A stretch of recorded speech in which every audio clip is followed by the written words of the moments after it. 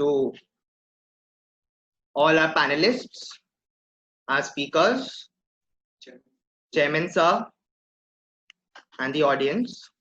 I wish all of you a very warm afternoon. I request one and all to please switch off their cameras and mute their audio so that there is no interruption while the speakers speak. The topic under the roof of which we are gathered today is past in present for future. Man, being house of the most advanced brain, has clear remembrance of the past, notion of future, and lives to better both. Today, we have with us Mrs. Colleen Dorothy Smith, Principal of Julien Day School, Kolkata. She has 35 years of valuable experience in the field of education. She believes in teaching the child and not the subject, which involves experiential learning strategies that foster critical thinking. She has acted as discipline in charge, examiner supervisor for the CISE for many years, and her special interests are debating, elocution, and dramatics, and reading is something she cannot stay away from. We have with us today Ameen Ali Khan, Indian classical musician of the highest order, who belongs to the seventh generation of great musicians. His father was the celebrated Sarod artist Ustad Ali Khan. His uncle, the Sarod Maestro, Ustad Amjad Ali Khan. He has performed at numerous venues in the UK, including the prestigious Royal Scottish Academy of Music and Drama, Glasgow, Edinburgh, Aberdeen, and famous Cadogan Hall and the Nehru Centre in London. We have with us today Bobby Chakraborty sir. He is actor for the last 18 years in TV, films, and theatre in Bengali, Hindi, and English. He is academically a marine engineer for ExxonMobil, a teacher of method acting at SMPAI, social activist fighting against addiction and harmful popular trends among the youth all around the world, executive committee member of West Bengal Federation of United Nations Association. Welcome, sir. The next two speakers are predecessor and successor to each other, both ex-students and ex-captains of JDS Kolkata of 2017 and 18 batch respectively. Udipto Kaushik Sharma and Shaheen Sheikh are eloquent speakers, avid debaters, and effective administrators whose thoughts run 1,000 times ahead of their contemporaries. Udipto, currently in the 4th year of his 5-year integrated BA LLB course in National Law University, Odisha, is an avid debater and participant in legal competitions such as moot courts and alternate dispute resolutions.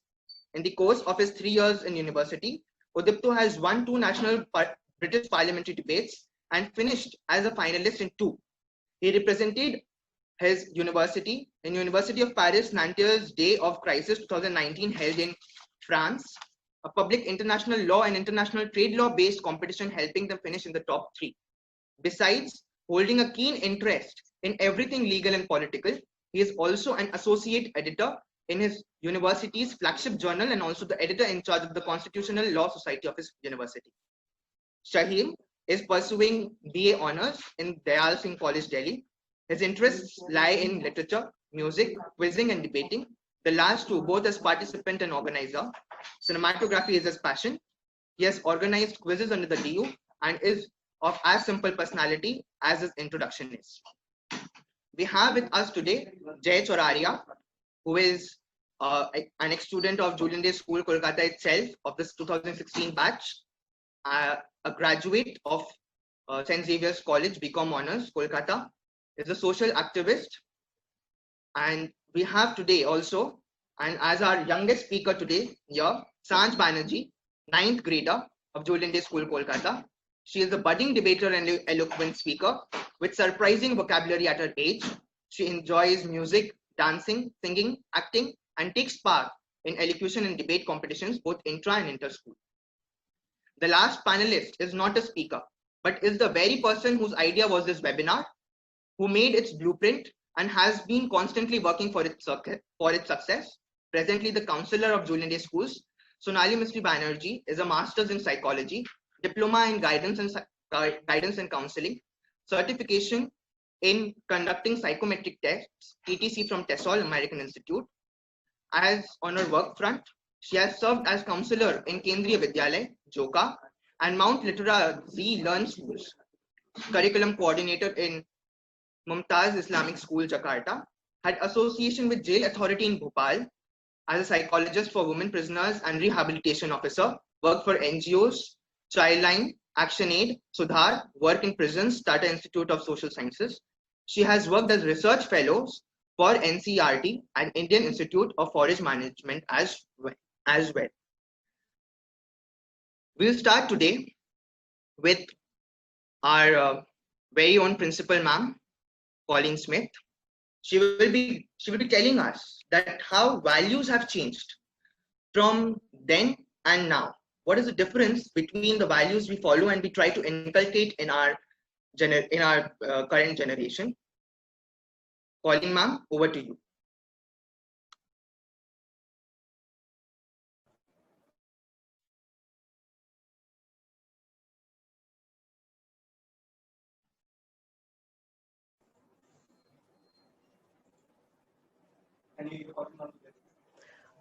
A very good afternoon to all speakers and everyone on this forum.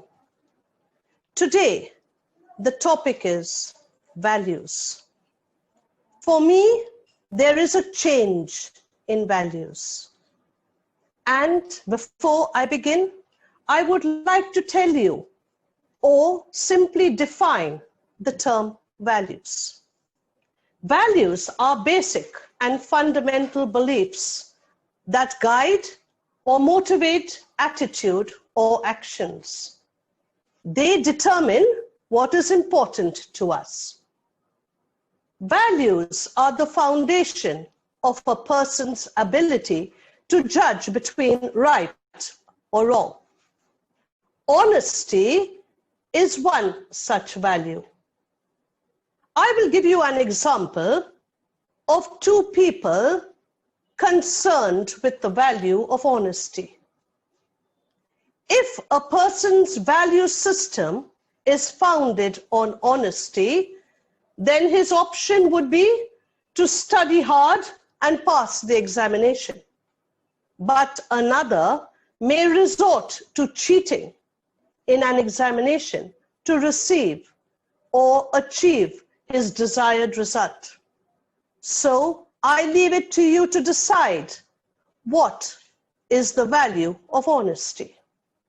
Therefore, to quote, "It is not hard to make decisions when you know what your values are."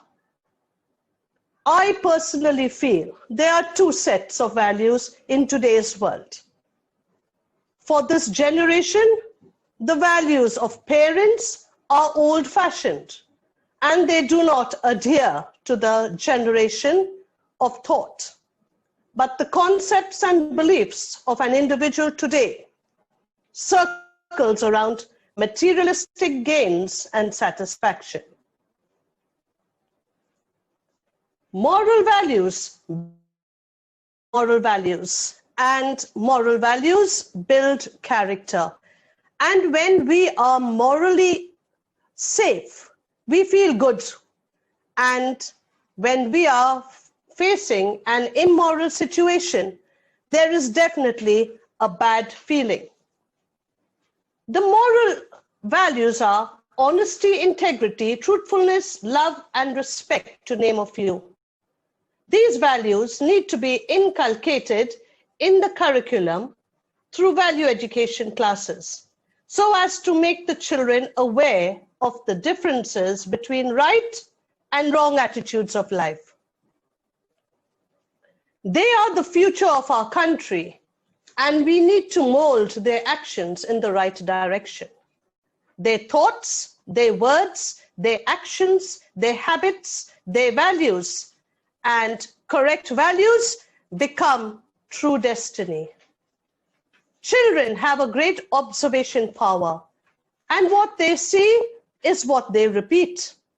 Therefore, only the good should be visible to them by parents and teachers, so as to be a good example to the future generation and build their character. There is a need to inculcate values like honesty, empathy, integrity, discipline, courage, etc. in our children as we receive values as children.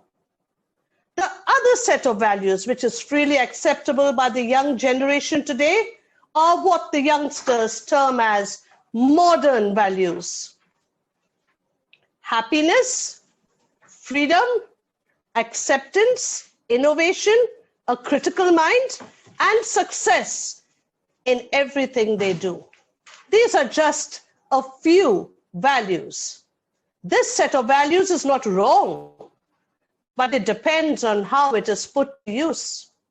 Happiness today for the child, for this generation, is a mobile phone. During my childhood, my parents refused to give in to the wants of myself and my siblings. Though there were only a few, but unless it was necessary, we never got it. Values like respect, obedience, and discipline had to be strictly adhered to, and there was no compromise.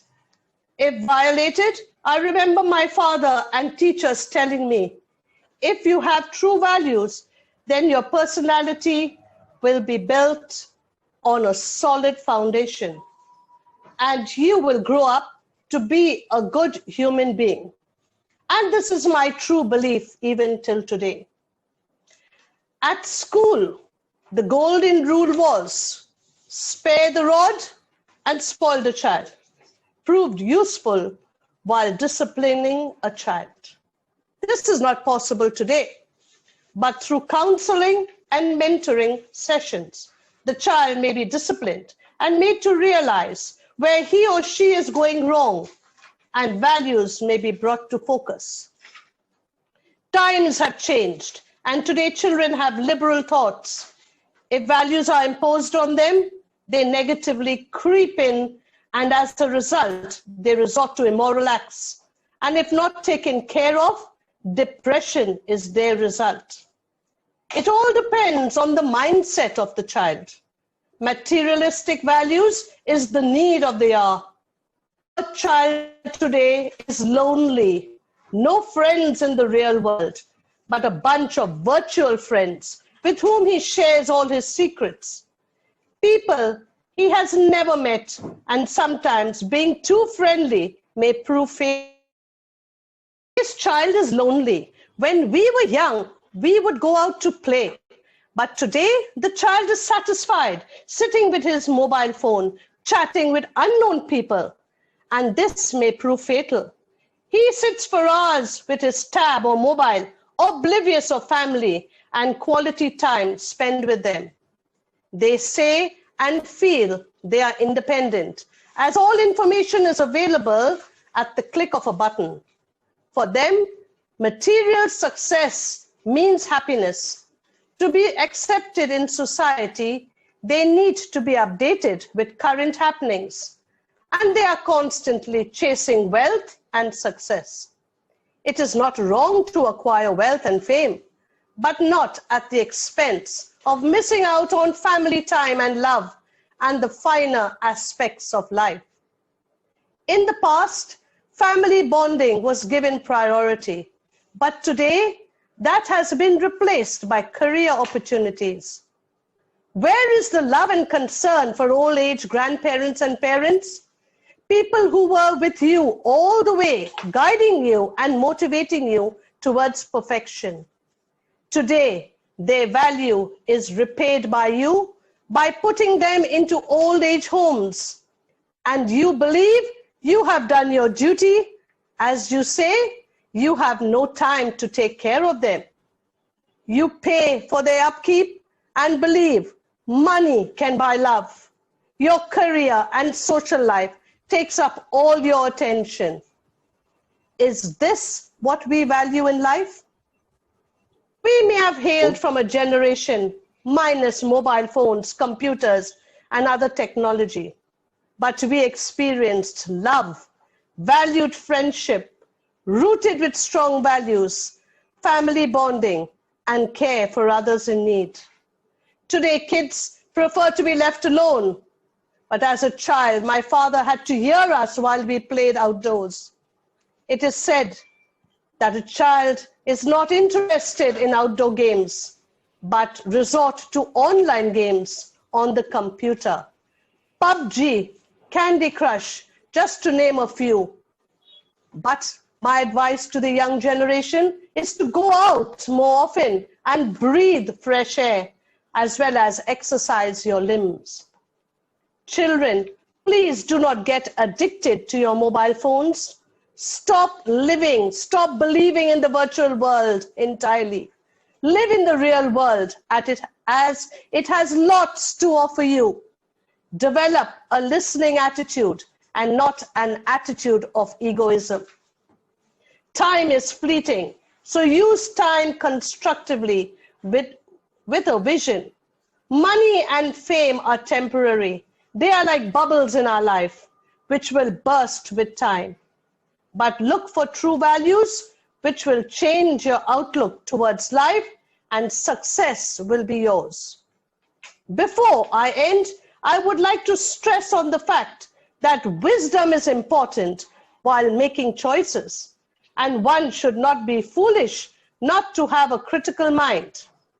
Values cannot be imposed, but they can be inculcated. Deep-rooted values help us in our choices in life, and we are given mental and emotional satisfaction. We are able to judge correctly, and we will experience happiness. Then we will be the person the world is glad to see. We will be normal human beings, developing and growing in this world. What we see is what we do, and what we do is what we become. A thought keeps lurking in my mind, and I end my talk today with one question. Are values really given importance and recognition in the 21st century? Thank you. Thank you so much, ma'am, for your speech, for your views. Ma'am successfully demarcated the difference between then and now. What used to happen, what used to be believed, what is now happening, what is now being believed. We know now the then and now, but what has been the journey? The journey is which matters the most. So I call upon now the next two speakers, Udipto Kaushik Sharma and Shaheen Sheikh, to speak their views. So Sujay, I have permission to speak? Yes, please. Yeah. So basically, Shaheen and I will speak to you for a period of 20 minutes today, where we'll basically kind of reminisce about our own experiences with how technology came into our lives, especially in our formative years. Because till a certain point of our lives, till when we were in like class 4 or 5, we did not have technology overbearing into every aspect of our life in every manner whatsoever. However, once this new decade started, we felt that there was this certain sense of overbearingness which technology itself bore, and it kind of entered into our lives. And that's something which both Shaheen and I want to speak about today. So when we saw that Sonali ma'am and Sujay gave us this topic, and they wanted us to discuss about how technology really changed our worlds from being a very technology-less, value-filled world to how technology and value integrated into how we live, it did allow us to kind of go back into our own childhoods. It allowed us to go back into our own times, which we spent in Julien Day, and think about how we saw technology entering our own lives, which is why we felt that in today's discussion, we should kind of bring you two perspectives. The first perspective, which Shaheen will deal with, would primarily deal with how our schooling, our education itself got impacted by the introduction of technology into our lives in an overbearing manner. And after Shaheen finishes, I'll be discussing how technology and social media, hand in hand, kind of impacted our ideas of friendship, kind of impacted the parent-child relationship which we shared in our own lives and what we saw in the lives of our friends, to actually enlighten the people here as to how our generation feels about this current perception that values don't exist hand in hand with technology. So before Shahim starts, I will share my screen, and we've prepared a very small presentation to serve as a visual aid for the viewers. Shahim can start, and I'll be sharing my screen at the same moment. All right. I hope I'm audible.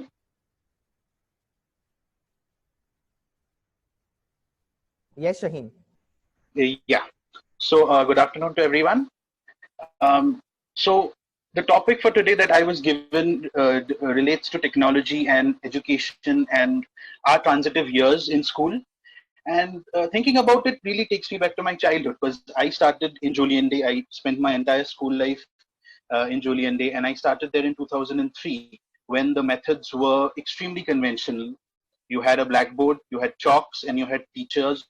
And the only time that we would resort to, say, using technology per se would only be during computer classes. But well, that's exactly what that subject requires. So in that sense, for the most part of our childhoods, we never really ended up using technology because it was not as important as it is today. It was still in its pre-potent stage. But brainstorming with Udipto last night made me realize that the way technology made its way into our lives was very gradual.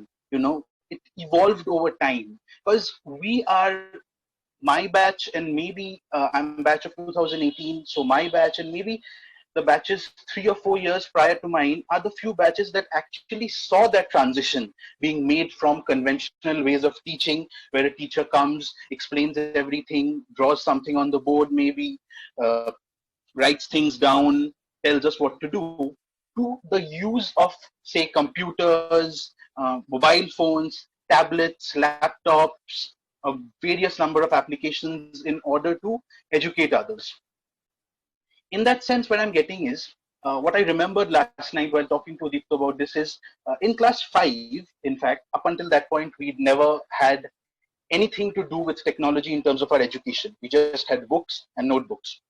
In class 5, we got a social studies book, and in that book, at the back of the book rather, there was this CD.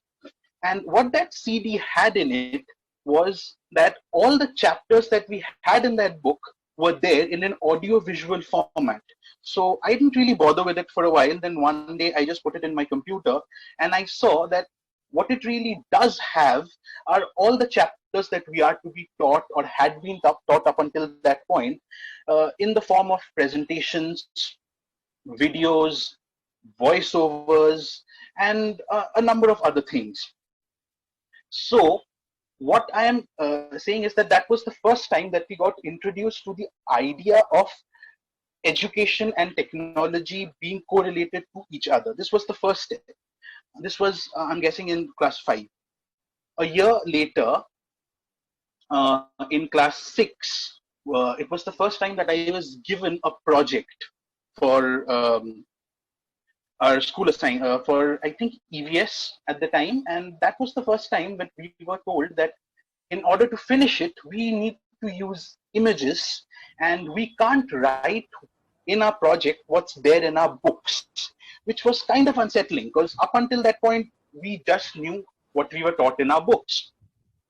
So what happens is, I come to my mom and I tell her that, all right, this is what I have to do. What should I do? Tell me.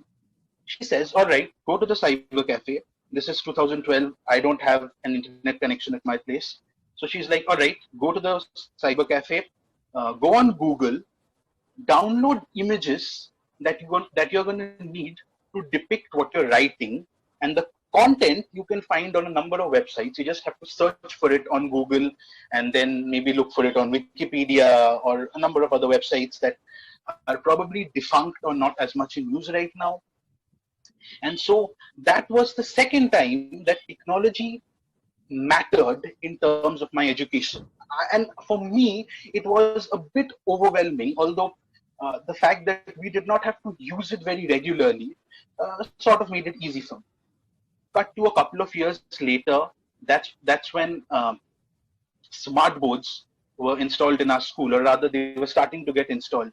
I remember in the beginning we just had one smart board that was in the classroom adjacent to our hall, and looking at that, just having a view of the smart board next to the blackboard was somewhat a very mystical thing for me, because I, for my part, had never really seen these. What I'm trying to say here is that our school is quite old, and most 50 to 100-year-old schools in Kolkata don't have these smart boards, or at least when I was in school, didn't. My mom is in South City International. When she started her schooling when she started teaching over there, they already had these Promethean boards installed. I was not accustomed to it. So just looking at a smart board and a blackboard situated next to each other, when I think about it now, and right now we have, because of the pandemic, we are using our laptops, we are using Zoom and Google Meet in order to study, in order to attend classes, PDFs for reading.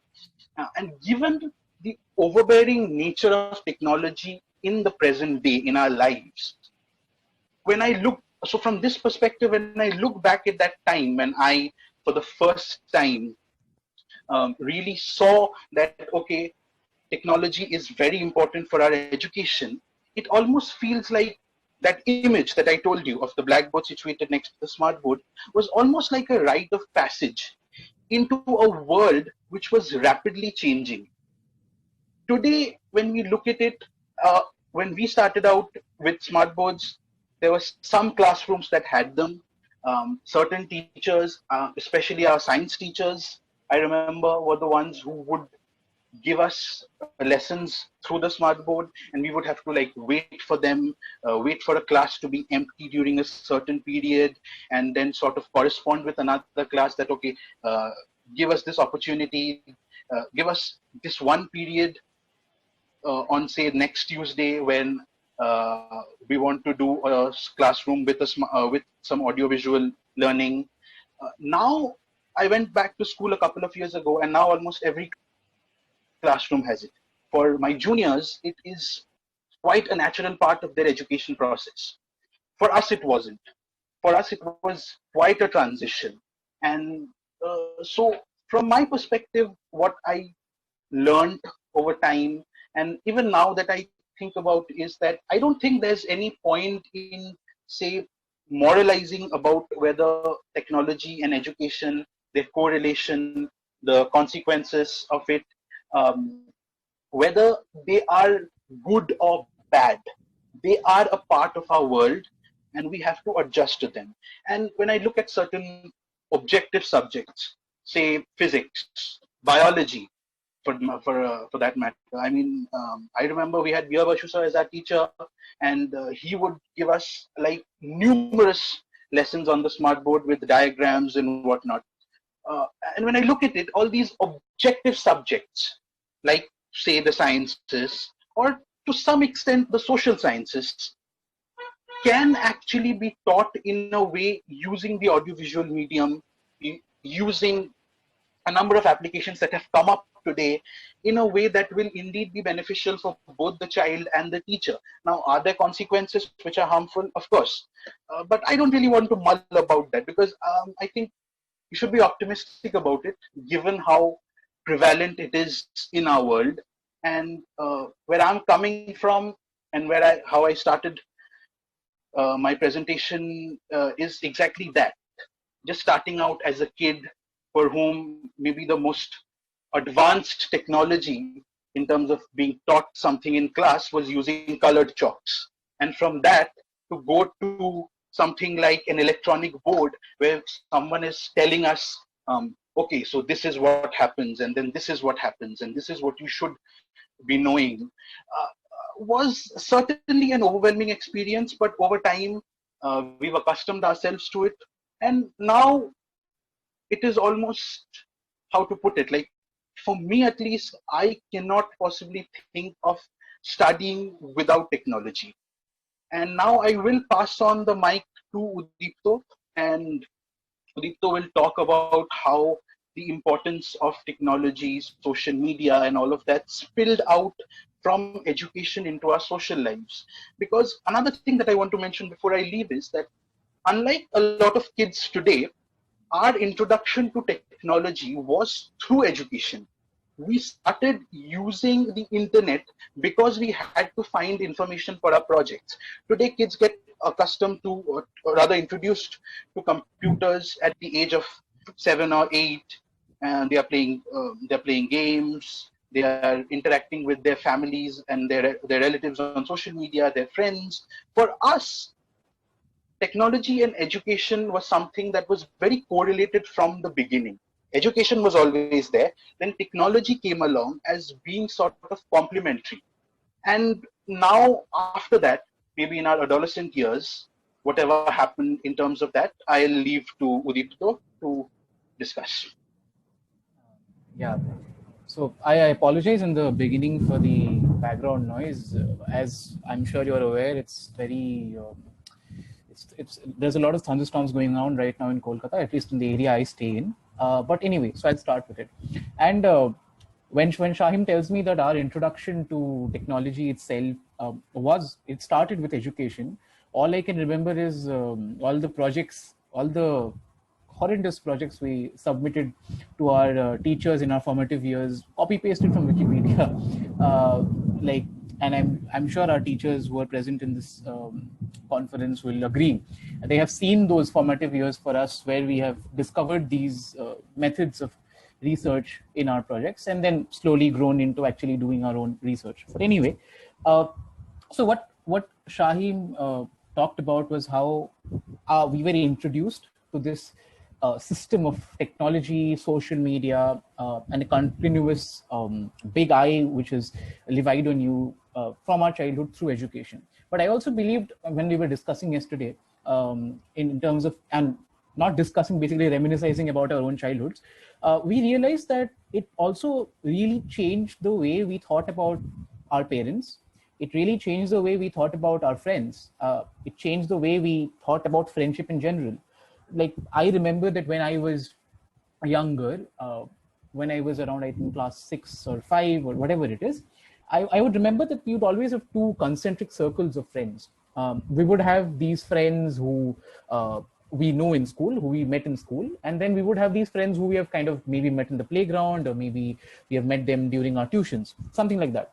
And especially for someone like me who stays quite far from Julien Day, like where I did my education from class 6, I did not have any friends from school near me, which basically meant that my life in terms of friend circles was divided into school and not school. But the moment things like Facebook came into our lives, which I think was when I had my first Facebook account, was when I was in class 6, I guess. And I created my Facebook account. And the moment things like Facebook came into our lives, our idea of what friendship is itself changed. Because till then, friendship would be restricted to me meeting my friends at 10 a.m. in the morning, and then kind of going back to home at 5 p.m. And that's the amount of conversation, does it come out of correlation I have with my friends, unless of course I call them or something. But even at that time, calling people and everything was not as common and prevalent as it is today. So when Facebook came, this idea that physical proximity is very important for friendships was kind of dissolved. It changed. I'm seeing that with Shahim myself. Like, once Shahim was 1 year junior to me, so once I left school and I moved to my university, and Shahim was still in school, and now Shahim is in Delhi in DU, we still manage to, like, we don't get a lot of time to meet each other anymore, but we still maintain our friendship. How? We maintain our friendship by kind of, primarily it's Facebook, primarily it's WhatsApp, which we use to actually continue maintaining our friendships. And when I thought about that, I realized that a lot of friendships I still have continuing in my life are friendships which I've maintained through Facebook, through WhatsApp, not necessarily any physical proximity. Because I have friends who don't stay in Kolkata, who are not maybe even in this country. And if I adhered to this idea of constantly going out and meeting my friends, and this very traditional aspect of how we inculcate values into our own life, I don't think I would have any friends at this point. I don't think I would have been able to actually maintain whatever social relations I share with my friends. So I particularly remember that I transferred from a lot of schools to schools because of my father's job, which meant that my idea of friendship was very disposable. My idea of friendship was that you make friends for 1 or 2 years and then you change your school and then you've forgotten about those friends and then you make new friends again. And I had to do that. And there were many more children like me, children of central government employees who had to kind of, army men, whatever, who had to kind of shift around all the time. So our idea of friendship was very disposable. We could not maintain friendships. I cannot, at the age of when I was in class 4, I could not call my friends and maintain friendship at that time because that was not the time when we used to do that. Our conversation and communication would primarily be face to face. So when I started using Facebook, I remember when I was in around class 7 or 8, I remember that I found some friends of mine who I maybe had studied who I had studied with when I was in like class 1 or 2 in some school. I don't even remember. But when I found them, I had the sense of joy which pervaded me because I felt like, oh, I've come across these friends who probably I would have never again met if not for social media.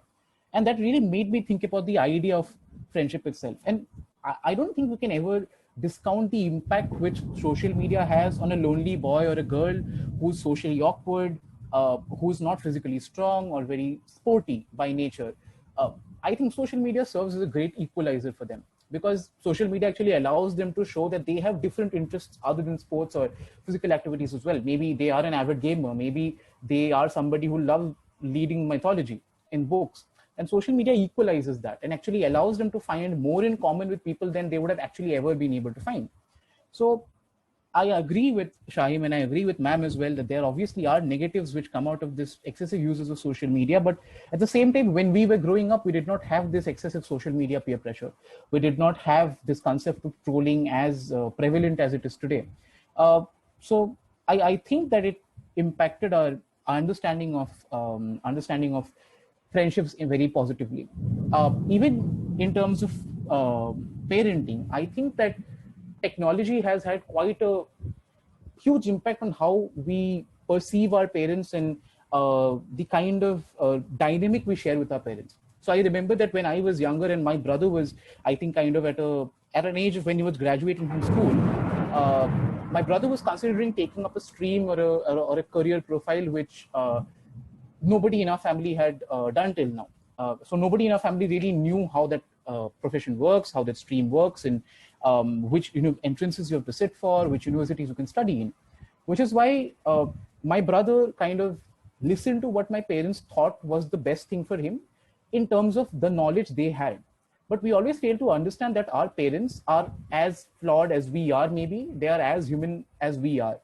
Our parents cannot be the source and fountainhead of all the information in the world. It's almost impossible because their experiences and their knowledge forms from their own lived experiences, from what they've seen in their own jobs, from what they've seen going out every day. But does that mean that they will have information and knowledge about every single thing in the world? I don't think so. My parents had no idea about what law is like, and my primary source of guidance as to taking up law was few teachers I had in school and Google, basically. Because if there was no Google, I would have not understood how to really take up law. So which is why I think that the dynamic which we shared with our parents have really changed, because now we can actually understand the knowledge gaps which our parents have.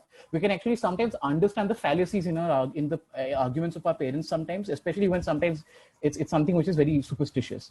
So in this way, I think that even the parent-child dynamic has been changed quite a lot by social media and technology for us. But I think that's about it in terms of what Shahim and I wanted to share with all of you in terms of our perspective, in terms of how technology and social media has actually impacted all of these things. Now I'll, I think, give it over to Sujay to continue the seminar.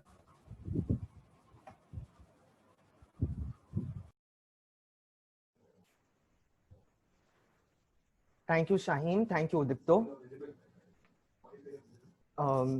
We heard your views upon transition, how the transition was gradual, how the changes have taken place, how they are still taking place. And with the advancement of technology, we have also seen a gradual and somewhat, the graph has gone steeply up. We have seen the increase of addiction in the youth. So I would now request Bobby sir to please share his views upon the rising addiction in the youth, how we can handle it, and how can youth also take part in removing themselves or discontinuing the addiction process.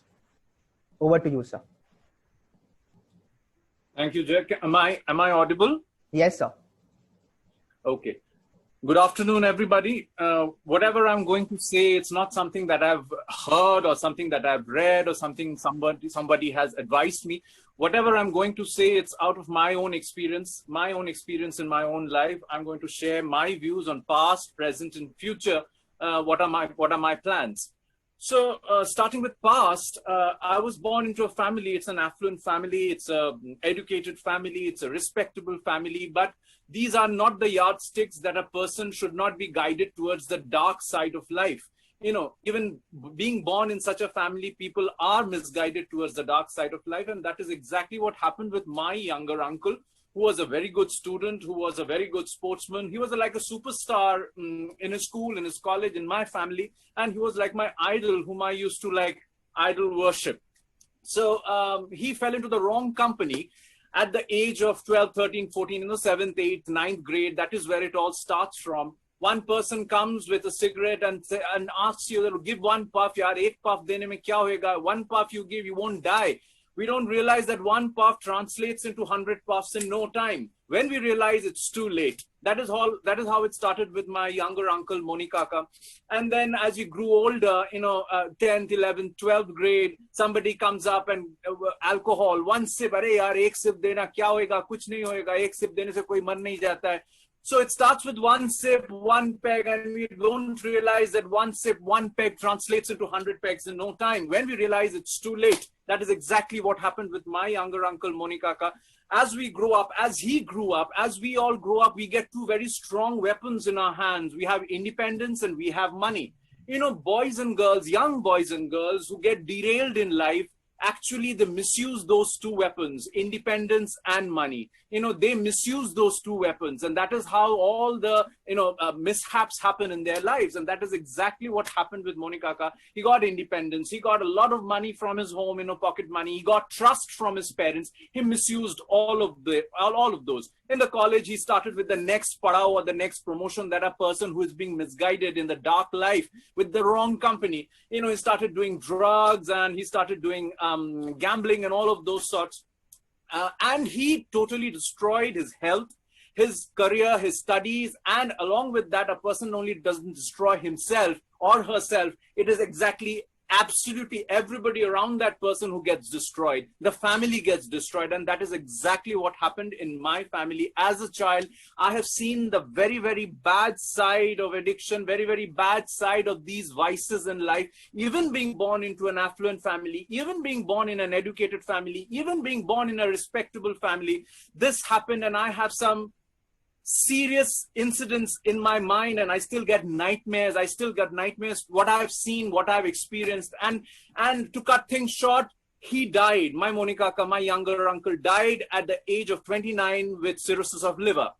And it was like a shock, because he was like my best friend. I have learned so many good things from him. He was a superstar. He could have done so much in life, but sadly, like many, we read in the newspapers of all these celebrities and these things. We don't learn from these incidents that people in their lust and thirst of power and money and youth and talent and popularity, they start thinking that they are supermen. They start thinking that they're Avengers. No, they are not. They are just human beings made up of blood, cells, muscle, tissue. If you put in poison inside your body, if you abuse your body, you are going to face the consequences. So many news all over. We post them, we share the news, we say RIP, etc., but we don't learn from those incidents, that they were the human beings who thought that they were invincible. But no, they are not. They thought that they were immortals. No, they were not.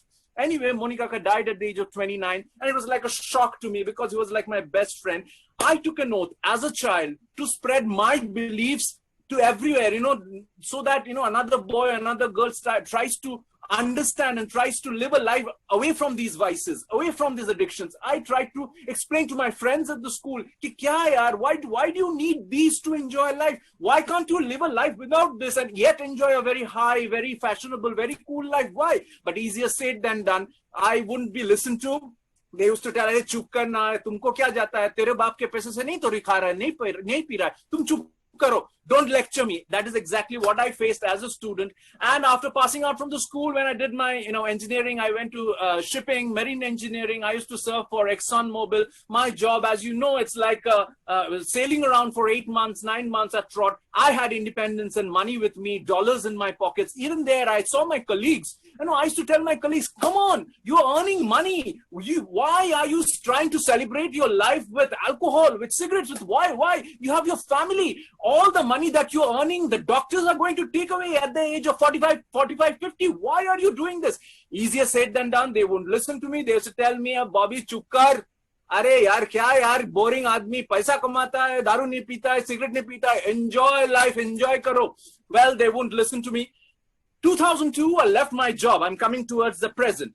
2002 I left my job and I jumped into a totally insecure profession called acting, insecure and dark, because I had no backing with me. I had nobody in this film world. I knew no one. And as you hear all these words, nepotism, etc., from 2002 to 2006, end of 2006, I faced huge amount of, if you call it nepotism, if you call struggle, if you call insult, absolutely chaos in my life, but I stuck to my decision. I knew I was an artist inside. I was very good at all these artistic avenues in school, in college. I was good in acting. I was good in debate. I was good in song, dance, etc.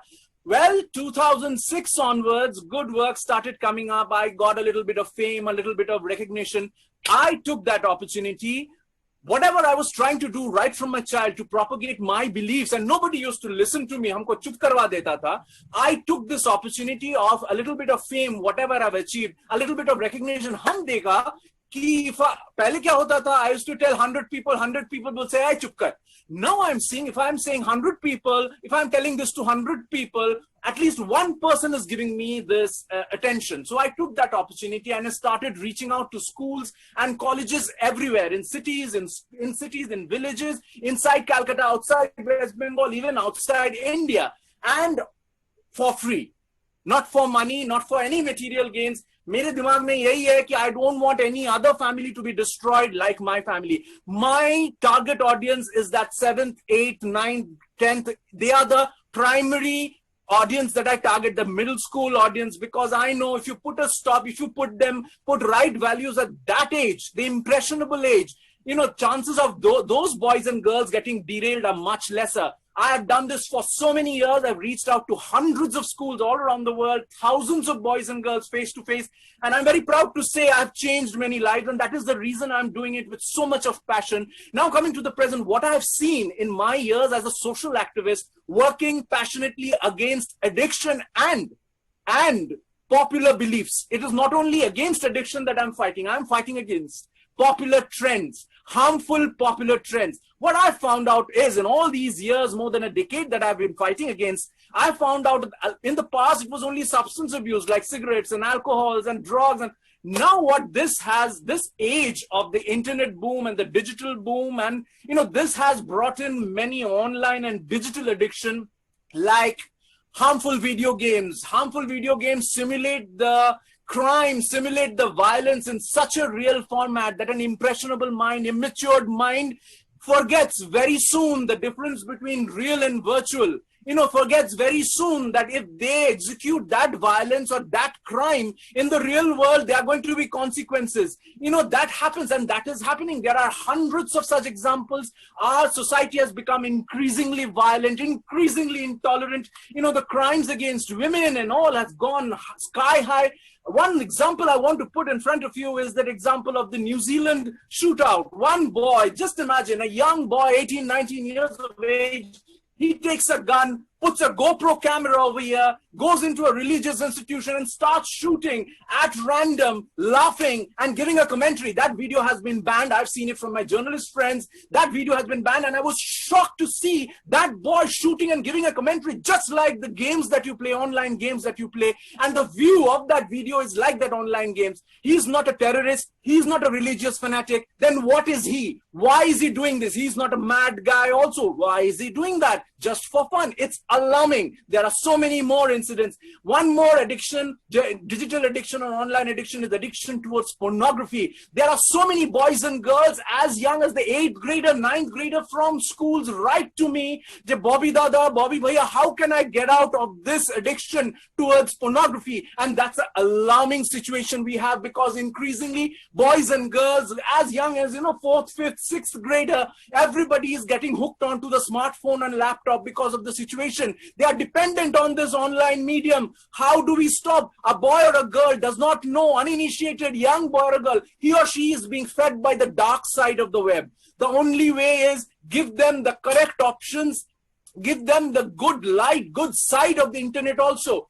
And I do that in my sessions. I tell them that internet has immense power. Internet has the power to do so many good things for the society and for yourself. Why do you want to use the internet and the immense power and the immense possibility of internet only by playing video games that are violent to the core? Only by this one more incident, this Instagram scandal, the Delhi schools, upmarket boys and girls of Delhi schools as young as 12, 13, 14, online boys locker room case. They have been sharing despicable obscenities against women, against girls for years. They were not caught. When they were caught, when that news came into forefront, when somebody lost their life, it's just the tip of the iceberg. We know there are thousands of such chat rooms, thousands of such activities going on. What my target is to guide the youth, because I know youth is the power of the society. Youth is the power of a nation. If you guide them towards light, the society will be bright. And if you let this darkness prevail in their life, the society will become dark. Just see how abusive, how intolerant, how insensitive we have become. Just go to the internet and see how much of cyberbullying, how much of insensitive sarcasm, how much of insensitive trolling is going on there. We don't think, especially the youth, you have to think, we don't think we are making fun of somebody. We are not thinking about the consequences. We are making fun of somebody to the extent that that person one day will get so depressed, so frustrated, so irritated, that person will end the life. That these are happening. We must take control. We must share positivity. We must share good things and not the dark things that we are sharing. That is my oath in life. I've taken my oath. Till the day I'm alive, till my last breath, I'll be sharing good things and only good things in my life and nothing else. And that is what I tell to the boys and girls all around the world, in schools, wherever I'm going, whether it's a big school like Julien Day or whether it's a school in the rural village of Sundarban. I keep on sharing these good things. Use the goodness and positivity that the nature, that the society, that the internet has to offer us. Use the good things. So this is the present. And now about the future. I always believe that past is a realization. We have done some mistakes in the past, learn from that. We have done some good things, constructive things in the past, learn from that and execute that in the present. Do not commit that same mistake in the present and capitalize on the good things that you have done in the past, in the present. Why? Because if you do that in the present, you are going to make your future very strong. You're going to make your future very bright and very constructive. I say this to all the young boys and girls, right from the age group of 11, 12, 13, 14, all the formative years. I keep on telling them, realize from the past, execute in the present, and make your future strong, secure, and bright, and share this goodness, share this brightness. Youth is the power. And I want to end whatever I have to say with what Sir Nelson Mandela says. I believe in the same thing. If you want to destroy a nation, you don't need nuclear bombs. You don't need atom bombs. All you need to do is destroy the youth of the nation. If the youth is destroyed, If that is the platform of a nation, because they are the power. In 10 years, 20 years, they are going to rule the world. If you can destroy that platform, that nation is destroyed. I don't want to let that happen. Till the day I'm alive, I'm going to fight for the youth. I'm going to, because डांट के मार के किसी को कुछ नहीं सिखा सकते. Today's age, they won't learn. They'll just shut you up. What I'm trying to do is giving them the brightest side, giving them the good options. Our society, our internet, these open platforms, open portals. There's a dearth of good options that they can follow. I want to give them the good options. I want to do it not for money, not for any material gains, but I don't want any other boy or girl. My mic is on. The family getting destroyed like my family was. And I want to do that all my life. Thank you so much.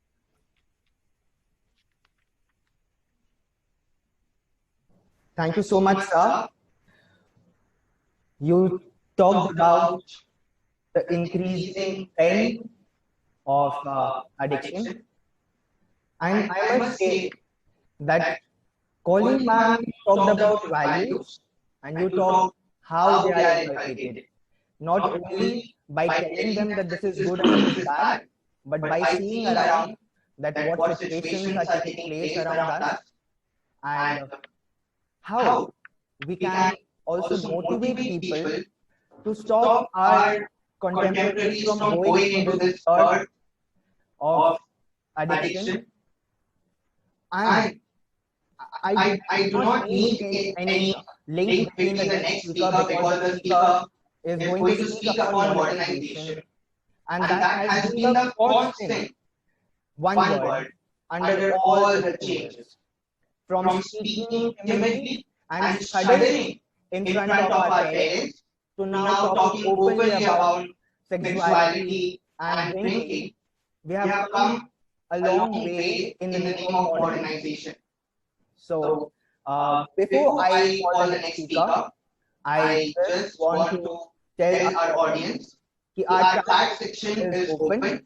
Those who want to ask questions regarding the views of our speakers can ask questions and raise their hands. And now over to Jay Sonali for his views on modernization.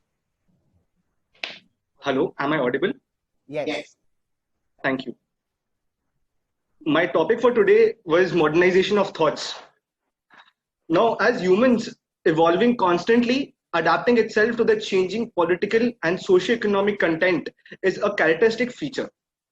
The family system in between all this has proved to be a remarkable and a stable unit of the society, which has shown great flexibility and adaptability in the rapid social changes.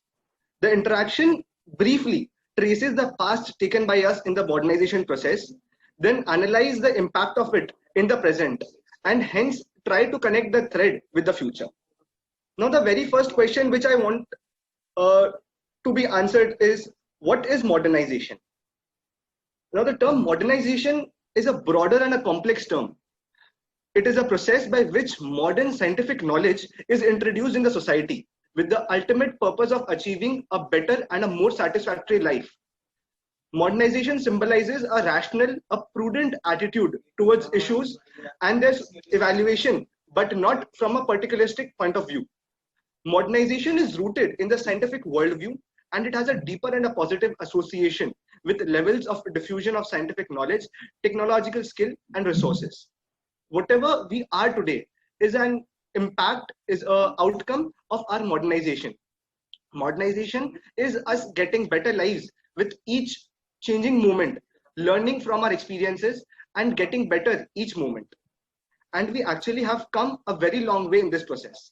And modernization, to be honest, is not a one-time thing, but it is a constant thing and a dynamic one, being a very slow one, continuously changing our thought process and inculcating new changes in our lives to make it better and comfortable. Pop culture is a very good example of the same. People of a generation or two above us would remember how they used to go and meet someone for the smallest of their work, or need to go out to meet their friends every now and then when they had to express themselves. But today the scenario has changed totally.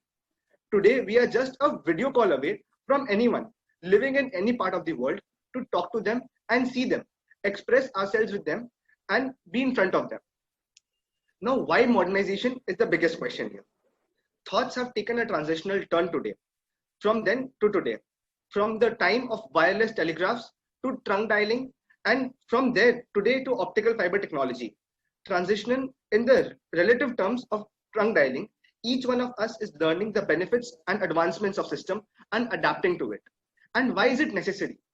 The necessity of it arises because we want our life to be getting better, to be getting easier, and we want to reach that level where each and everything we do in our life can be done in the smartest way possible, so that we can do the maximum work possible in the shortest time.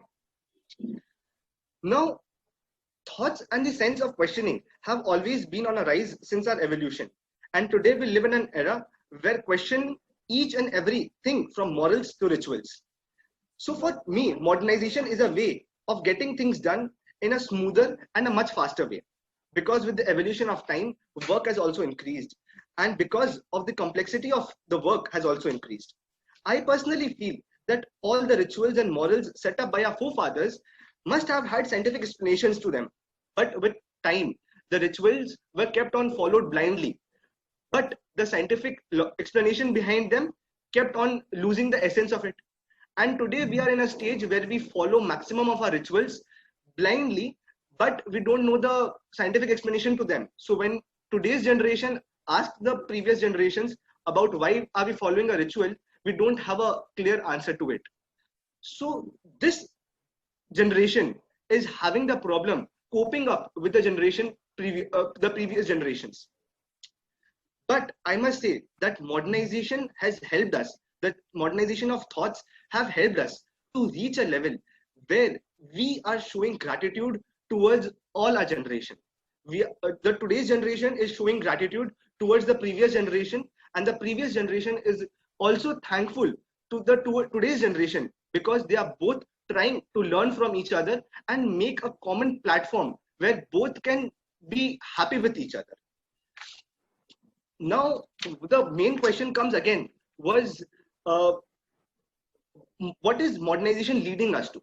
Modernization is leading us to, you see, a very easier life, a very simple life, a very helpful life. But what are the repercussions of it, the negative repercussions of it? In the process of the so-called modernization, we are ending up challenging our very own culture and civilization. And to be honest, we are living a city life where our ambitions run high, and protocol and discipline do not mean anything, which Bobby sir very clearly pointed out, that today, because of the modernization thing, because of our thoughts changing, because of the process changing so fast, we are ending up challenging our very own culture. And we need to understand that judging the good from the bad and being narrow-minded are two very, very different things. We need to get boiled down to that thing. We must also realize that what needs to be understood. Now, all the generations living together, striving to be together, needs to understand that difference of opinion does not mean that the other one is wrong. It just means that everyone is finding a better way to do stuffs. And there is a link between the past and the future, which is a logical link between the past and the future, and the present needs to find the real connect between them. Generation gap, which we so call it today, turns out to be the unwanted byproduct of modernization. And with already very skewed demographics, we are left with two generations which are wide apart, poles apart, I must say, in terms of their ambitions, how they think, and how they perceive the ideas of life. How we have forgone our cohesive identity, and exchange of our self-centric one is a matter of grave concern, and we should start working on this, accept our responsibility towards the modernization, towards the implication of modernization, and come down to the real meaning of modernization. And that is that we need our morals and our ethics to be in place, but with the sense of modernization, with the sense of changing times, with the sense of working the most in the least time possible. And modernization for me is realizing that we stop our upcoming generation only from the deeds which we have done are wrong and yet done in the past, and do not want our successors to learn from, after having their knees bruised, but just from our experiences. Thank you everyone for the session.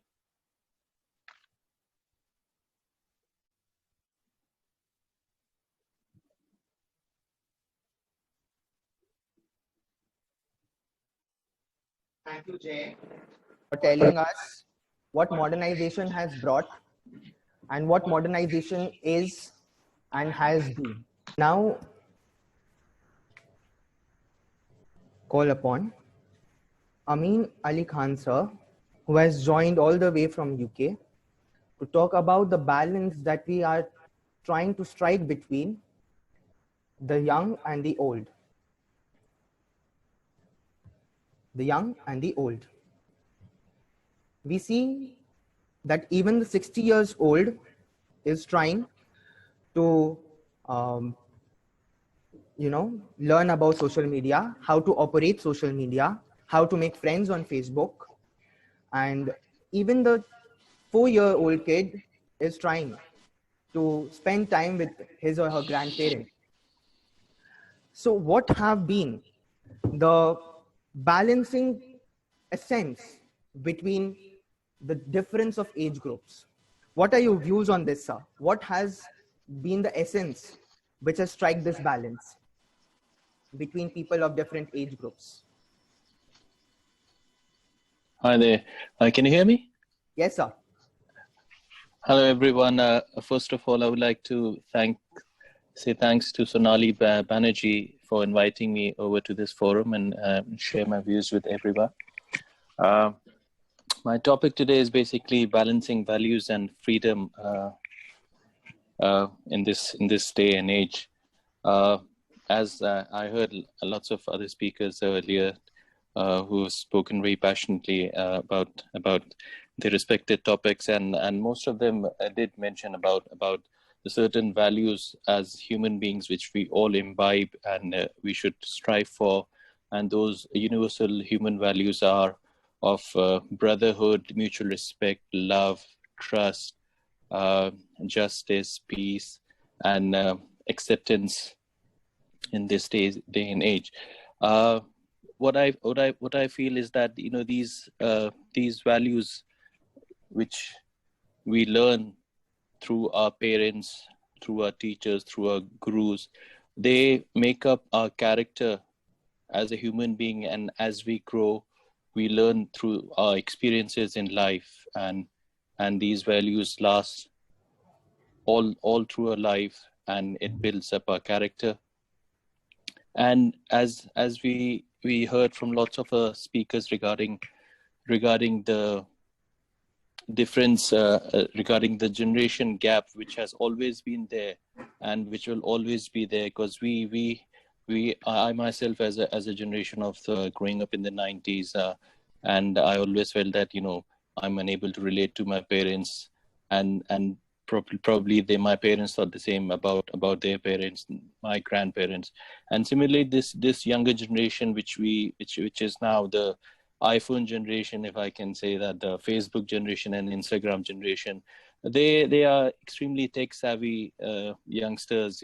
They've got all the knowledge at the tip of the finger, at the tip of their fingers, through the smartphones and the accessibility of technology, which is now more or less have, if I may use the word, intruded every sphere of our life, every part of our life. But having said that, using technology doesn't changes the fact that the values that we learn, which we imbibe through our parents, and the universal values that we learn through our teachers in our school and colleges, it shouldn't influence that, in all honesty and fairness. And for example, your respect towards your parents, your teachers, your friends, and the set of circle of friends that we choose, that is extremely important for us to always remember that. And technology, the way I see technology is technology is there for our benefit and to making our life easy, rather than we allowing the technology to control us. It's we as human beings should control the technology. That's because we are the generation like for example, myself and the generation who grew up in the 90s, we saw the advent of email, hotmail, and mobile phone, and gradually we've come to this point in life where we got the smartphones, and we can do video chat, we can do instant WhatsApp messages. Everything is there, but there has to be a balance in life, especially for youngsters. For youngsters who are listening to me, there has to be a balance in life always. You should never allow yourself to be controlled by this technology, because there's one point I would like to make, because I was listening to the respected speakers earlier. I very much agreed with the respected principal, ma'am. She made some wonderful points she mentioned, and Mr. Bobby as well, who had a very impassionate speech. I love the way he mentioned some very critical points, which unfortunately our youth is facing in this society. The thing is that freedom is there, and technology is there, but there's one critical point which a lot of youngsters are forgetting, that be it Google, be it Yahoo, be it Facebook, be it Instagram, or whatever social media platform you are using, you should never forget the fact that at the end of the day, there are people who are providing this as a service, and there are people who are making money. Facebook is, at the end of the day, it's a business which was started by Mark Zuckerberg, and Google. There are people who've invested in Google as a platform. So the kind of power these people hold, it's a very concentrated power in very few people's hands. We should always remember that. At the end of the day, this is a business for certain people who are sitting at the top, and they've got such immense power to control the society and influence the society to make the society think in a certain way. So we should always remember that it's not a living entity, or it's not there for for anyone to. We think that it's there and we can do whatever we want, but we unfortunately tend to forget that this is a power which is concentrated in very few hands, and this is technology at the end of the day for our use, for human use, not the other way around. We shouldn't be slaves to the technology.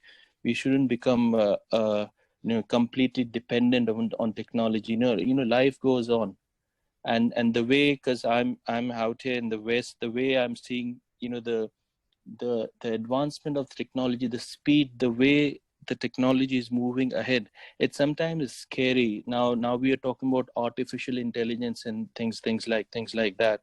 And although if there's one aspect to look at, that fair enough, it's good. There's a lot of positive things we for humanity, but at the same time there's loss of jobs.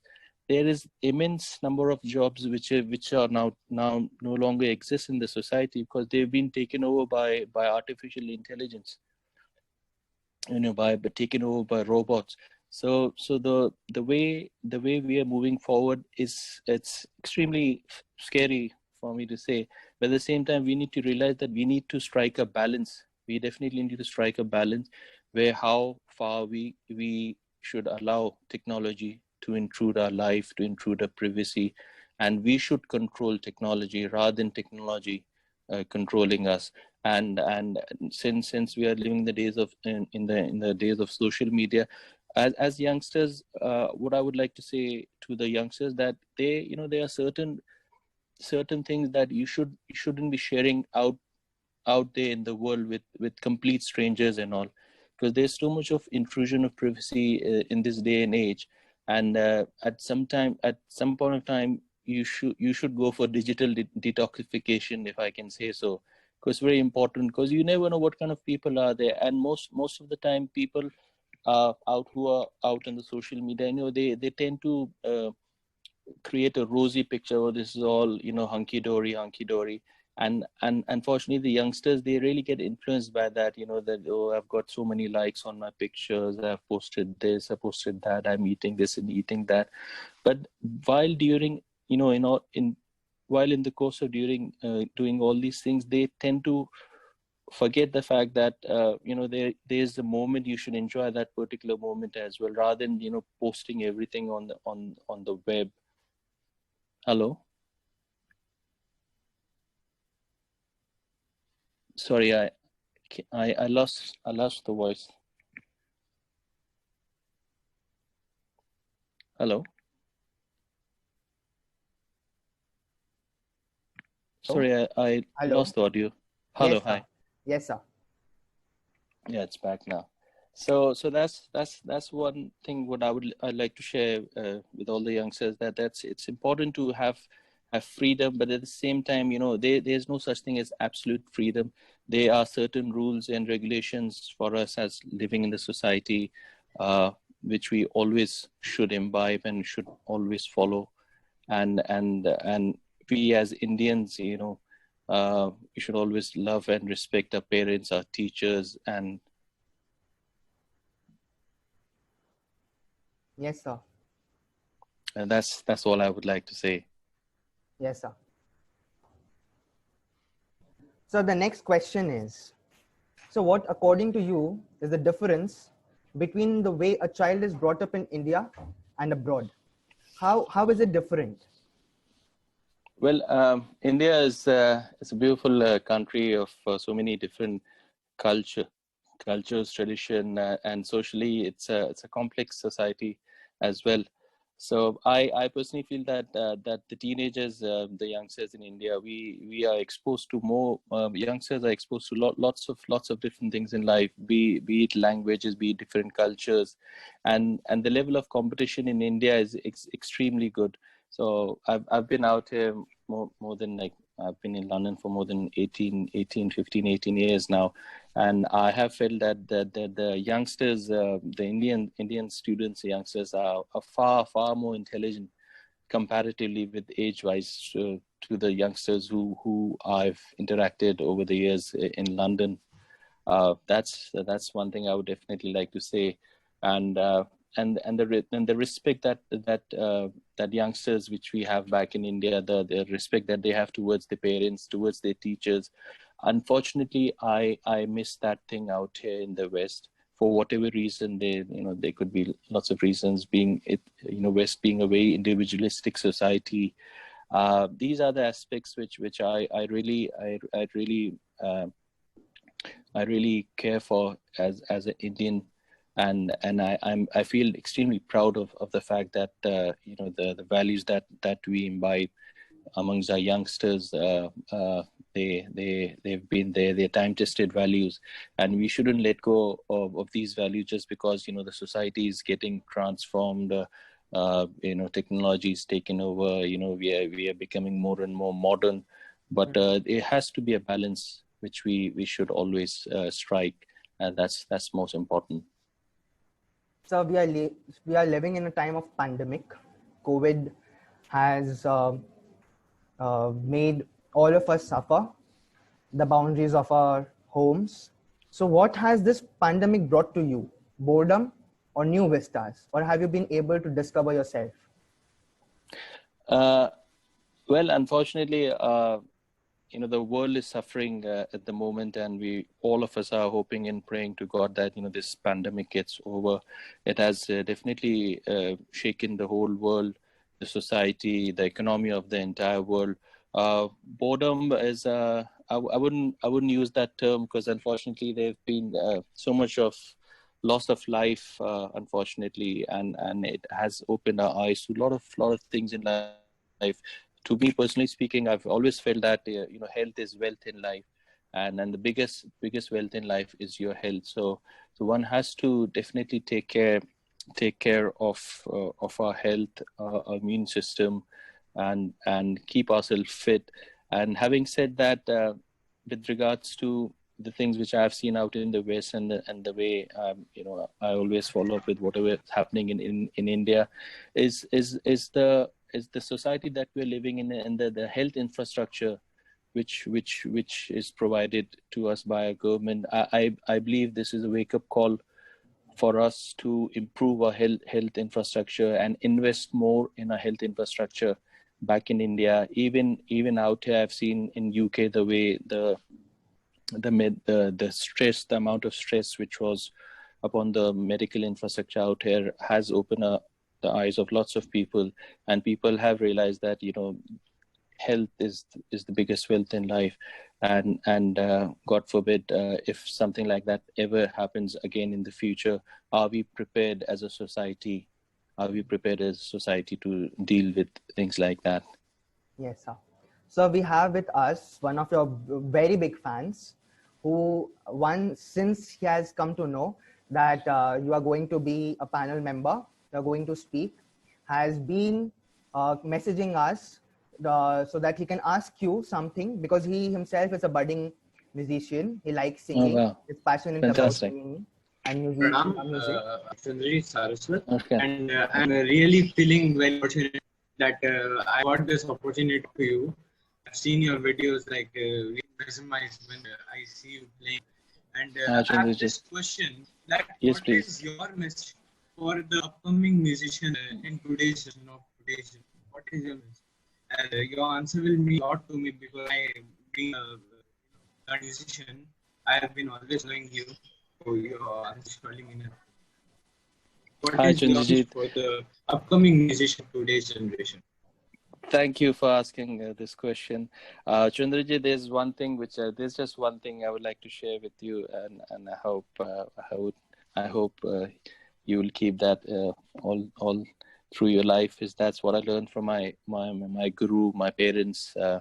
Is that whether you're a vocal singer, whether you're an instrumentalist, or whether you like dancing, the most important thing is that riyaz is most important. You have to do your riyaz. You have to do your riyaz all through your life. Whatever your guru, your Ustad teaches you, you have to listen to it through your mind, through your heart, and follow it up. Always respect your parents. Always respect your parents. Always respect your parents, and always respect your guru. Whosoever you're learning from, remember them all through your life. God willing, God will bless you in the future if you grow up to become a famous artist. Never ever forget your guru. Never ever forget what your parents have done for you. Always be grateful to them, and God will bless you. Thank you so much, sir, for sharing your views. Thank you. I would now like to call Sanj Banerjee, who got disconnected due to some technical issue.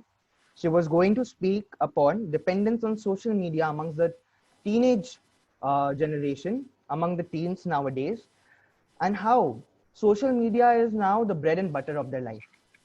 How social media is shaping them, and how social media is influencing them into every possible way. So I must now call Sanj Banerjee to present her views.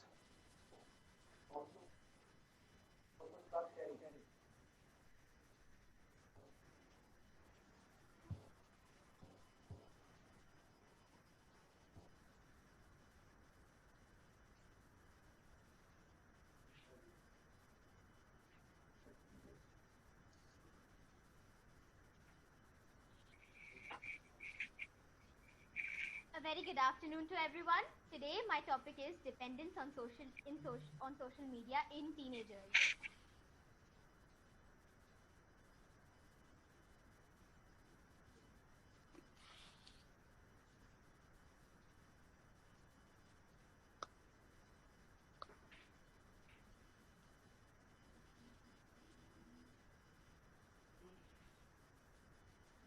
Friends are now followers.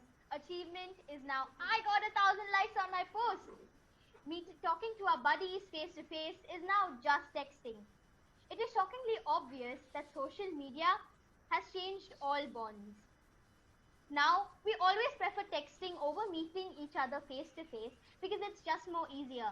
Now, the only way to drive away boredom is to go online and scroll through the explore page for hours. Now, there's a lack of confidence when we meet someone new because we've made ourselves comfortable in texting and not talking. Evidently, we teens have become reliant on social media. According to these statistics, the daily usage of all teen social media users is 67%.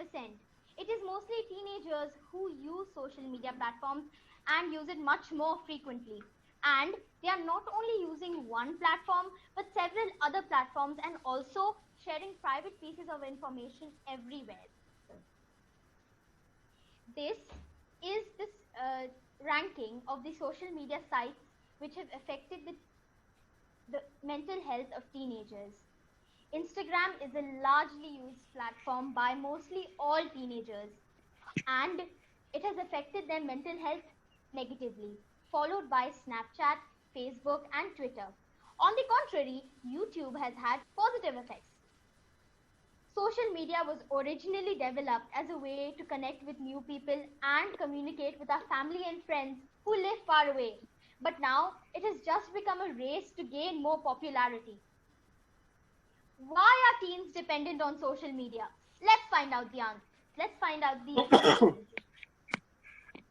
There are instances when a teenager might not be comfortable with sharing their thoughts with their parents or feel detached from his friends and turn to social media in search of new friends or just to kill time. If it drives away the worries, then they will start using it frequently and become dependent on it. Another reason why they use social media heavily is to gain more popularity.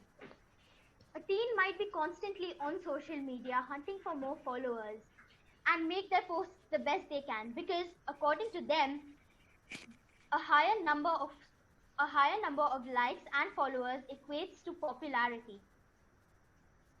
In a teenager's view, texting is always an easier and much more faster option. So they always choose that instead of meeting their friends in person. But they miss out on much more emotional and jovial conversations.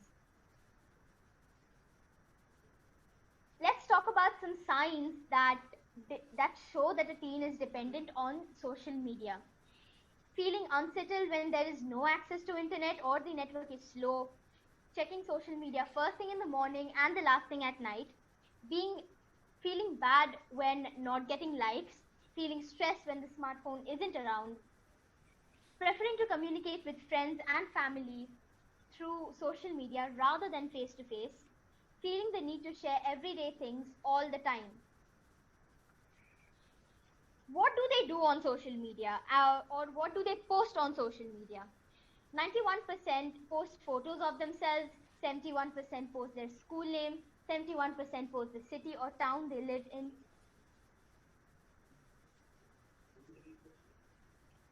20% post their cell phone number, and many more things. Now let's take a look at the disadvantages of social media. Cyberbullying. Several private Twitter and Facebook accounts have been hacked, and most of the teenagers have become victims of cyberbullying, as anyone can create a fake account and do anything without being traced. So it is pretty much easy to bully anyone on the internet. Low self-esteem. It is said that when a teenager solely concentrates on showing off their best selves on the internet, they actually reduce self-esteem. Teens tend to compare themselves to others online.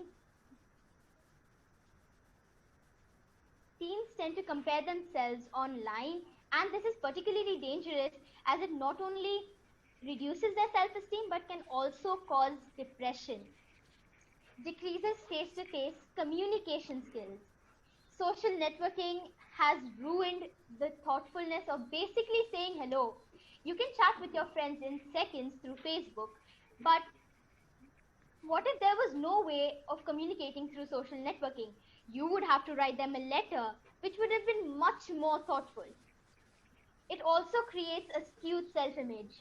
We teenagers often post pictures, perfect pictures of ourselves, and always share the good news. We never share the bad ones, which actually cloud our lives. We have created this flawless image of ourselves and decided to rely on that instead of staying true to who we really are. It also makes a poor sleep schedule. Social media usage at night negatively affects how long you sleep and how well you sleep. Teens are most likely to use social media at night time and may use it for hours and not even have an idea of what time it is. Security issues. Teens tend to post their email address, phone number, their school name, the city or town they live in, and of course, pictures of themselves, which gives any cyberbug enough information to hack into their accounts and obtain personal information. Now, I would like everyone to take a look at this video.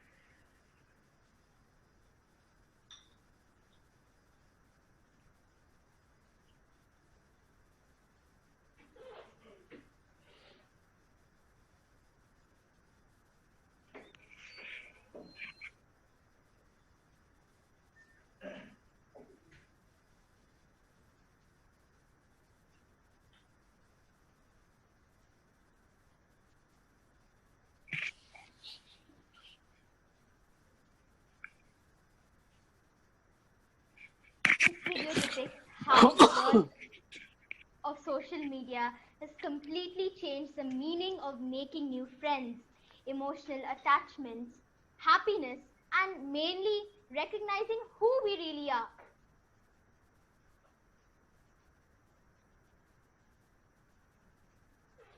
Thank you.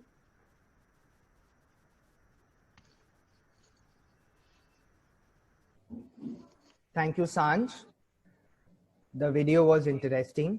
It shows clearly what we are going through, what times we are going through, what we are becoming, where we are going, in what pit we are following, and what are we missing. The speakers have presented their views.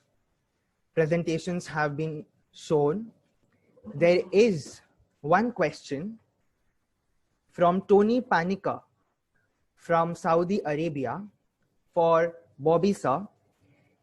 She says that she's grateful for the for views, and all of us talked about an ideal way of life, how we can lead an ideal life. But she's asking whether molding thought processes is not actually changing their mindset in case that their self-confidence, their self-esteem that gets shattered, and whether changing or molding their thoughts would also lead to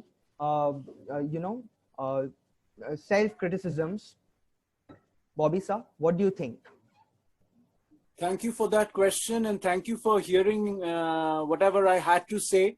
What I mean to say, it's not molding the thoughts. It's giving the right options. It's giving them the right thoughts. It's not molding the thoughts. You know, you have to give them the right options. What I always believe at this scenario, this present scenario, the right options, the right choices of life, that is getting somehow diluted with all these virtual, what Sanj said just now, or with all this virtual satisfaction, which is nothing, which means nothing, which are temporary. You don't know whom you are meeting online. You don't know whom you are sharing. You don't know these likes, these things, they don't matter. So what I mean to say is, if you give an impressionable mind, say a 12-year-old, 13-year-old, 14-year-old, the proper thoughts, the right choices in life, it's not molding the thoughts. It's giving them the right thoughts along with all the vices that are filtering in through these social mediums and through the wheel of life. The bad and the good both come to us. It's for us to filter. And we as elders, we as guardians, we as well-wishers, we need to let them understand how to filter. It's not molding. I would call it filtering.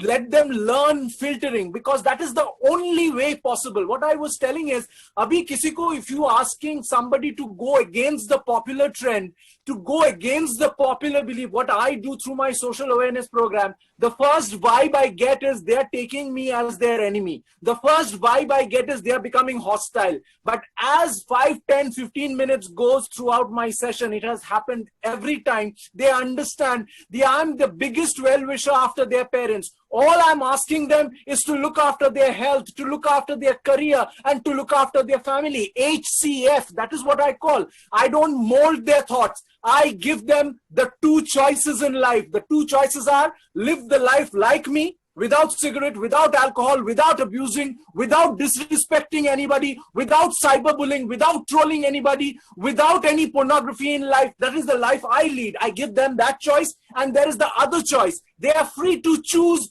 any choice. I can't, impose my beliefs on anybody. I have to give them two choices and tell them why my choice is strong as ever, and let them decide. And it happens more than often that they decide my choice, and it takes the other person who takes the other choice also takes a bit of a time to come to me. But I'm very hopeful and very optimistic that whatever I'm trying to do, I'm changing lives. I'm not molding anybody's thoughts.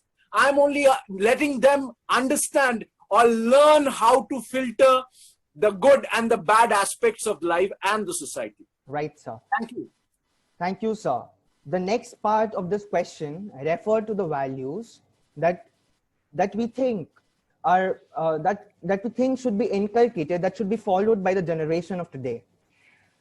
But the question is, and the question is directed to our principal ma'am, Mrs. Colleen Smith, that does this direction limits the creativity and entrepreneurship of a new generation? Does it bar it from excavating new arenas, discovering new avenues? Colleen ma'am, your thoughts?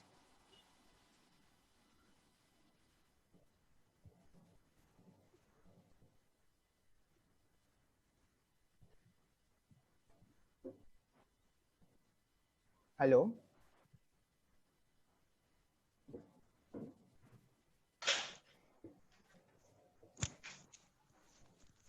Yes, Sujay, I have got your question, and I thank the viewer very much for putting this question forth. This does not bar or mar any advancement in technology. Technology is there for its use. We should make use of technology for the correct purpose. Anything done in extreme could be harmful. For example, for the young generation, for students, the use of technology should be monitored. Parents are responsible to monitor their children while they are on the internet. If you monitor the children and direct them wisely, they will definitely use the internet and they will get all the information required. So there's no bar or mar against technology, and I'm not against technology. I said we should not get addicted to it in the wrong way. Addiction and use are two different things. So that is my appeal to the young generation, is to use the resources, get information, get correct information, advance, because you have a mind which is inquisitive, but in limitation. Thank you. I hope I have answered your question. Thank you so much, ma'am, for the answer, for your opinion. Speakers have spoken. The questions have been asked. As a moderator, I find some points which have been put across this webinar. And all the points which have been put across in this webinar are more or less surrounding these points, that values have changed but are perennial. They might have changed, but the ways to manifest them have changed, but they are not changed. We still respect our parents, we still respect our elders, but to manifest it, previously it was different, now it is different. The transition is the constant. We are still in the transition phase. We were in the transition phase, and we will always remain in this transition phase. We will always get modernized. Under the head, the term of modernization will always be in the transition phase. And in this transition phase, we will be given two choices of good and of bad. And it's upon us, it's upon our bringing up that what we choose. And we must learn from the experiences of others. We must learn, because it's not always that bruising our knees would help us. The experiences of others, the valuable experiences of others might always help us. So the program is coming to an end. I would like to thank all the attendees of the meeting. I would like to thank and sincerely thank the door to the sky, Chairman Broughton sir, for his guidance and support. Without you, sir, this webinar would not have taken place. As speakers, I thank Principal Ma'am Mrs. Colleen Smith for her enthusiasm and support. A heartiest thanks to Ameen Ali Khan sir, who on the first call have joined right from UK. We are graced by your presence and are honored to hear your views. A big thank you to Bobby sir for taking out time from his busy schedules. Your enthusiasm invoked ours also. Thanks to Kaushik sir, our IT official, who has let his credit card get blocked for the success of this event. Jokes apart, thanks to him for continuously working behind the stage. Thank you to all three of our ex-students, Jay Choraria, Udipto Kaushik Sharma, and Shaheen Sheikh, for every word which they have spoken and to prioritize this event amidst their busy schedules. Every word which shows gratitude will fall short for the efforts of Sonali ma'am, which she has put in for this event to take place. She has been the pivotal force in moving everything in place. Heartily earned praise to the youngest speaker, Ms. Sonali Banerjee, for speaking confidently and to the point. Thank you. And thank you once again, Principal ma'am, for showing us the path through this event. Thank you all. I now declare the program concluded. Thank you.